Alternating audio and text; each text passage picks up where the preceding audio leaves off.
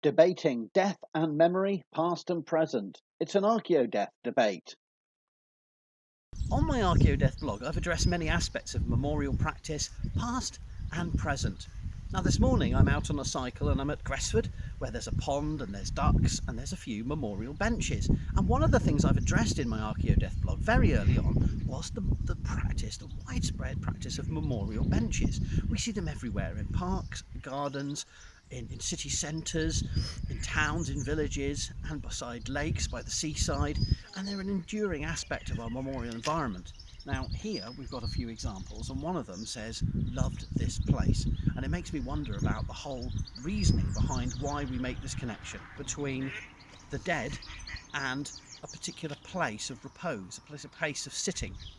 And obviously it's about coming to a place that's public and you enjoy, and looking out and enjoying the landscape, the wildlife, but it's also about remembering the places that loved ones once enjoyed in their lifetime, the routines of their life. For some people too, I think it's about imagining they're still here in some sense, looking out and still enjoying this experience in their afterlife world. So it links the living and the dead, the act of sitting, the act of gazing, the act of walking, and enjoying the natural world. And I think this is an important aspect of our current memorial practice, and the proliferation of benches from cemeteries to city centres and their memorial dimensions is one that's very revealing, and I discuss in my blog about viewing and gazing as the dead did and as the dead might.